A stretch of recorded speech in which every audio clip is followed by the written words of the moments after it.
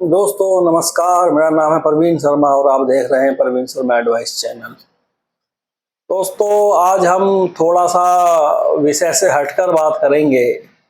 आज का जो टॉपिक है वो बहुत इम्पोर्टेंट है और बहुत आम आदमी की जिंदगी में काम आने वाला टॉपिक है। दोस्तों भगवान राम को तो सभी जानते हैं और भगवान राम का जो चरित्र है उसके बारे में हर व्यक्ति को पता है। अब आप और हम इस बात को अच्छी तरीके से जानते हैं कि भगवान राम का जो चरित्र है उस प्रकार से तो बिल्कुल जिंदगी नहीं जी जा सकती, मगर उनके जैसे भाव या उनके जैसे नियम हम 0.1% भी अगर अपनी जिंदगी में शामिल कर लेते हैं तो हो सकता है कि हमारी जिंदगी स्वर्ग बन जाए। दोस्तों सबसे पहली बात हम यहाँ पर करेंगे उन लोगों की जो लोग आपके दुश्मन हैं। तो भगवान राम ने अपने दुश्मनों को भी समझाया था, एक दो बार वो वार्निंग दी थी, ढंग से समझाया था कि सुधर जाओ सुधर जाओ सुधर जाओ, परंतु वो लोग नहीं सुधरे। तो भगवान राम ने उन राक्षसों का वध करा जो ऋषि मुनि को, हमारे तपस्वियों को तपस्या नहीं करने देते जंगलों में। लास्ट में फिर आपको मालूम ही है कि रावण का ही वध भगवान राम ने करा। तो शिक्षा इससे ये मिलती है कि जो आदमी गंदे हैं और बदतमीज टाइप के हैं, जिनको दूसरे का सम्मान करना नहीं आता है, तो दोस्तों ऐसे घटिया लोगों से दूर रहें और ऐसे लोगों से संबंध तोड़ दें। अगर कोई आपकी फैक्ट्री में, आपकी कंपनी में, आपके बिजनेस में कोई ऐसा घटिया आदमी जॉब कर रहा है जो कि माहौल को खराब कर रहा है, तो ऐसे आदमी को बिल्कुल भी जॉब पर ना रखें, चाहे वो जॉब सरकारी हो या प्राइवेट हो या जो भी हो। एनबीएफसी कंपनी में या बैंक में कोई भी जॉब करता है और वो बैंक के माहौल को बिगाड़ता है, बैंक की साख को खराब करता है, तो इस प्रकार के लोगों को बैंक को बना रखें जो बिना बातों पर ही एक शरीफ आदमियों को परेशान करते हैं। तो दोस्तों बात शुरू हुई थी भगवान राम के चरित्र से। उस चरित्र के मुकाबले कोई चरित्र दुनिया में आज तक पैदा नहीं हुआ है। तो आपके कारोबार में, आपके बिजनेस में, चाहे आप छोटा काम करते हो या बड़ा काम करते हो, वैसे भी व्यापारी वर्ग की जो हालात है वो अच्छे नहीं हैं।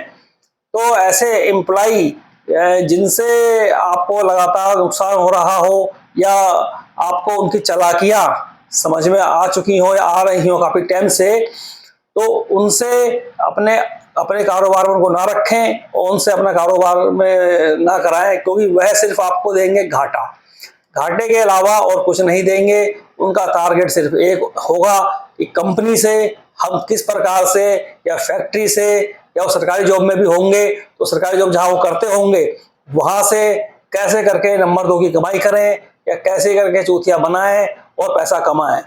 दोस्तों उनकी बातें अलग होंगी परंतु काम पर वो उस तरीके से खरे नहीं उतरेंगे जिस तरीके की वो बातें करेंगे। तो आप एक पढ़े लिखे आदमी हो, खासकर आपने अगर एमबीए करा है या बिजनेस मैनेजमेंट करा है या आप उस चीज को समझते हो, तो आप भली भांति ऐसे आदमियों को पहचान लोगे। उनको पहचानने में आप देर नहीं करोगे कि यह व्यक्ति अपने मतलब से हमारे साथ जुड़ा है या वास्तव में दिल से जुड़ा है। क्योंकि जहां पर जो व्यक्ति हर काम में सिर्फ और सिर्फ पैसा ही देखता है, ऐसा एम्प्लाई रखने के लायक बिल्कुल नहीं होता है, क्योंकि वो सिर्फ और सिर्फ अपना फायदा देखेगा। उसको तुम जितना लंबे समय तक झेलोगे उतना ही आपको नुकसान वो देकर जाएगा। तो इस बात का दोस्तों गौर करें, जो अच्छे एम्प्लाई हैं, ईमानदार एम्प्लाई हैं, अच्छा काम कर रहे हैं, उनकी इज्जत करें और उनके लिए हमेशा खड़े रहें, उनका पैसा भी समय से दें और उनकी किसी प्रकार की सैलरी आपके ऊपर ड्यू है या कुछ भी है तो उसको समय पर दे दें, ताकि उन लोगों का काम ना रुक सके। तो चालाक व्यक्तियों के साथ ही चालाकी खेलें, चालाकी दिखाएं। एक अच्छे व्यक्ति के साथ, चाहे वो आपका रिश्तेदार है, आपका दोस्त है, आपका मिलने वाला है, या फिर आपकी कंपनी का छोटा से लेके बड़ा तक कोई एम्प्लॉई है या कंपनी का मैनेजर है, उनके साथ बिल्कुल ईमानदारी से काम करें, ईमानदारी से उनकी सैलरियां दें। जब तक कि वो ईमानदारी से काम कर रहे हैं तब तक, जब उनकी कमियां आपके सामने आने लगे और लगातार पकड़ में आने लगे तो उनको हटाने का तुरंत बंदोबस्त करें। क्योंकि अगर आप उनको नहीं हटाओगे तो जितना घाटा आपको हो रहा है कारोबार में, बिजनेस में वैसे भी इतनी कमाइयां नहीं है, घाटा ही हो रहा है हर आदमी को, ज्यादातर लोग, खासकर ट्रांसपोर्टेशन के काम में, तो वो घाटा आपका बढ़ेगा, घटेगा नहीं। क्योंकि हमने बिजनेस करा है अपना फायदा करने के लिए, वो नौकरी करता है एम्प्लॉय अपने अपने अपने फायदे के लिए, तो वो अपना फायदा अपनी ईमानदारी से करे, ईमानदारी की सैलरी लेकर करे।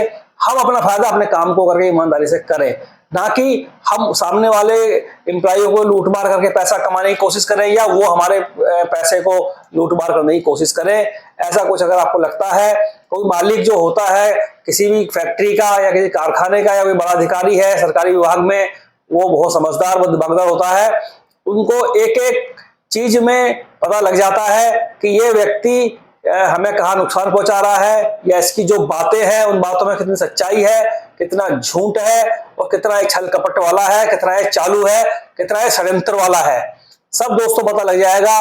बिल्कुल भी नहीं पता नहीं छुपेगी कोई बात, अगर आप एक अच्छे व्यापारी हो और आपको एम्प्लॉय की पहचान है तो। क्योंकि कंपनी चलती है एम्प्लॉय से, वर्करों से, मैनेजरों से, इनसे कंपनी चलती है। अगर ये लोग ही अच्छे नहीं होंगे, आपका स्टाफ अच्छा नहीं होगा आपके पास, तो आप बिजनेस में फेल हो जाओगे, और खासकर ट्रांसपोर्टेशन जैसे बिजनेस में।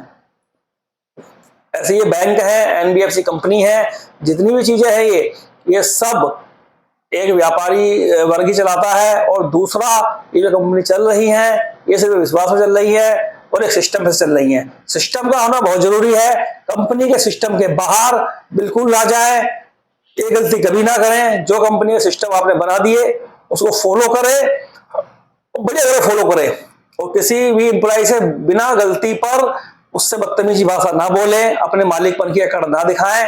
अगर उसकी गलती नहीं है तो गलती है तो बुलाएं, समझाएं और डांटें, तो ये आपका अधिकार है दोस्तों।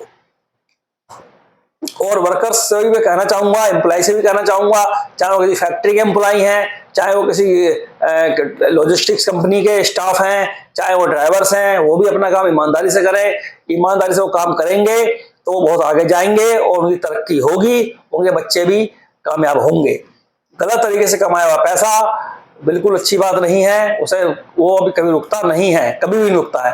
किसी का पैसा मारने की बिल्कुल कोशिश ना करें। अगर आपकी मजबूरी है तो एक अलग मैटर है, कम कम करके दे दें, लेकिन अपनी नीयत सावधान रखें दोस्तों। नीयत सावधान होती है तो बड़े से बड़े कर्जे भी आपको उतर जाएंगे, और इसकी नीयत खराब है, जिसको देना ही नहीं है तो फिर वो जो भी कर ले कुछ नहीं हो सकता।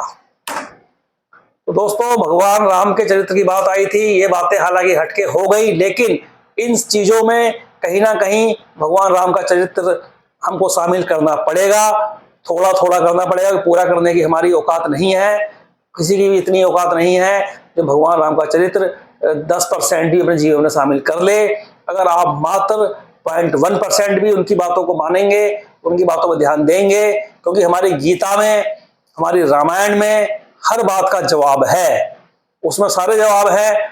कोई जवाब दुनिया में जिंदगी में आपको ना मिले तो आप गीता और रामायण से उठा के देख सकते हैं दोस्तों। तो ये हमारे धर्म के अनुसार हम गीता रामायण के बारे में जानते हैं, बाकी और धर्मों की किताबें भी हैं, उनके अंदर भी सब जवाब हैं, क्योंकि जवाब सबके अंदर एक ही हैं, भाषाएं अलग अलग हैं दोस्तों। उसके अलावा और कोई, चाहे बाइबल हो, चाहे जो भी हो, चाहे हमारे जो मुस्लिम भाई हैं उनकी जो पुस्तक होती होगी, जो भी होती होगी वो जानते होंगे, उसके अंदर भी बिल्कुल वही सब चीजें लिखी मिलेंगी जो कि अच्छी बातें होती है। किसी धर्म की पुस्तक में ये नहीं लिखा है आप चालाकी खेलें, आप बेईमानी करें, या किसी से छल कपट करें, या किसी अपने मालिक के साथ उसका नुकसान पहुंचाए, या कुछ भी करें। कुछ एम्प्लॉय मैंने देखे हैं इस तरीके के होते हैं, जब तक आप क्या काम करेंगे तो पीछे पीछे घूमेंगे, आपके काम छोड़ने के बाद जहाँ की रोटी खा के जाते हैं, जहाँ का नमक खा के जाते हैं, वहीं की बुराइयां करते हैं। तो ऐसा बिल्कुल ना करें, ये अच्छी बात नहीं है। कुल मिलाकर के जिस जॉब को आपने करा है, जिससे आपके बच्चे पले हैं, आपका परिवार पला है, उस जॉब की हमेशा इज्जत करें, चाहे वो जॉब प्राइवेट हो, चाहे सरकारी हो, चाहे वो जॉब छोटी हो, चाहे वो बड़ी हो, किसी भी प्रकार की जॉब हो, अपनी जॉब का हमेशा सम्मान करें। जहां भी आप जॉब करते हैं उस जॉब को अपना एक नियम माने, और ये माने कि इस जॉब के करने से मेरा परिवार चलता है, मेरे बच्चे पलते हैं। तो वो छोटी बात नहीं है, वो बहुत बड़ी बात है। जो जॉब देता है आपको उसको फायदा हो घाटा हो, मगर आपका पैसा 90% कंपनियां दे देती हैं क्योंकि आप एम्प्लॉई हैं। तो एम्प्लॉइयों को भी अपनी कंपनियों की, अपनी फैक्ट्रियों की पूरी इज्जत करें, और फैक्ट्री उनकी रोजी रोटी है और उसका पूरा सम्मान करें। कोई रोजी रोटी का सम्मान जो नहीं करता तो रोटी रोजी उसका भी सम्मान नहीं करती। एक दिन ऐसा आता है कि वो व्यक्ति रोड पर आ जाता है। तो दोस्तों ये सब बातें बहुत कुछ हैं और गलत आदमियों से दूर रहें, मेरा यही कहना है।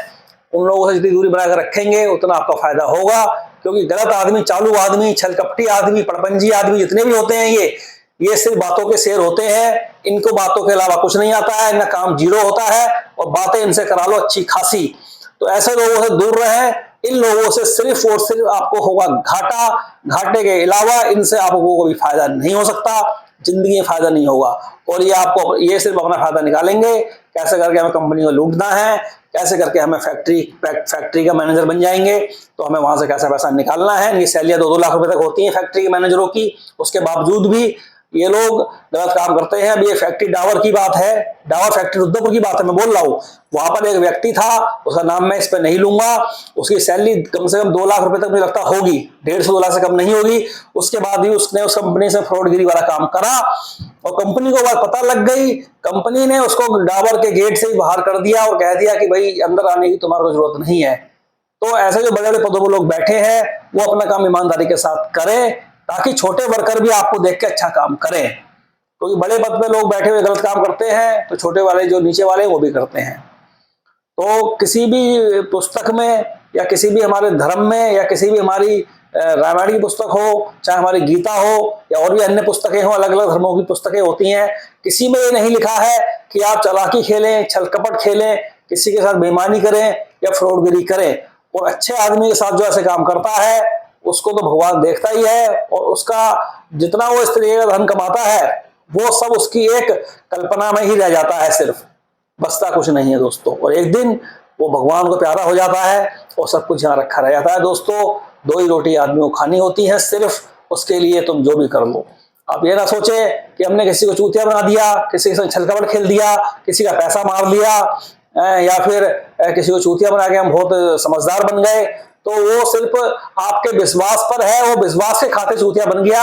आपने उसका नुकसान उसको पहुंचाया, विश्वास में लेकर के उसके पैसे का नुकसान उसको पहुंचाया। तो उस चीज को अपनी चालाकी ना माने, अपनी कामयाबी ना माने। वो कामयाबी नहीं है, वो एक तरीके की आपकी गलत रास्ता है आपके लिए, वो जो आपके लिए भविष्य में बहुत बड़ा नुकसान पहुंचाएगा।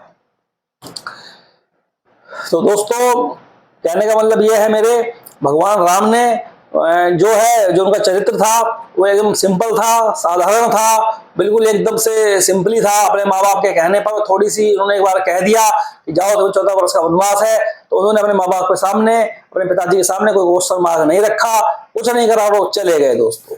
और 14 वर्ष का वनवास काट करके आए, तभी आज पूरी दुनिया उनको याद करती है। भगवान राम का मंदिर बना है इतना बड़ा अयोध्या में। तो ये सब चीजें इसीलिए हुई हैं क्योंकि उनका चरित्र इस प्रकार का था। भगवान राम से बहुत कुछ सीखने को है और बहुत कुछ सीखने को है। तो उनकी पुस्तकों को पढ़ें और उनके बारे में सीखें। जब आप उनकी पूरी, आप लोग रामायण देखी होगी बहुत सारे लोगों ने, तो भगवान हनुमान जी का भी आपने देखा है। हनुमान जी ने बड़े बड़े काम भगवान राम के कर दिए, मगर कभी उन्होंने हल्ला नहीं काटा, कभी ये नहीं कहा उन्होंने कि मैंने करा सब कुछ मैंने करा, मैंने ये कर दिया, मैंने वो कर दिया, कभी नहीं काटा और काम करते रहे। भगवान राम को सब मालूम था कि हनुमान बहुत बड़े बड़े काम कर रहे हैं, मगर हनुमान ने जब भी उनसे राम भगवान ने कहा किसने करा, तो हनुमान जी हमेशा यही बोलते थे कि आपने करा, मुझे तो इसके बारे में पता ही नहीं है। तो ये चीजें हैं दोस्तों। ठीक है दोस्तों, वीडियो को लाइक सब्सक्राइब कर दें। यहीं पर मैं अपनी वाणी को विराम देता हूँ। नमस्कार दोस्तों।